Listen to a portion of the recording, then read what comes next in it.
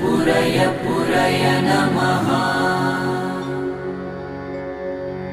ॐ ह्रीं श्रीं क्लीं श्रीं कुबेराय अष्टलक्ष्मी मम गृहे धनं पुरय पुरय नमः। ॐ ह्रीं श्रीं क्लीं श्रीं कुबेराय अष्टलक्ष्मी मम गृहे धनं पुरय पुरय नमः।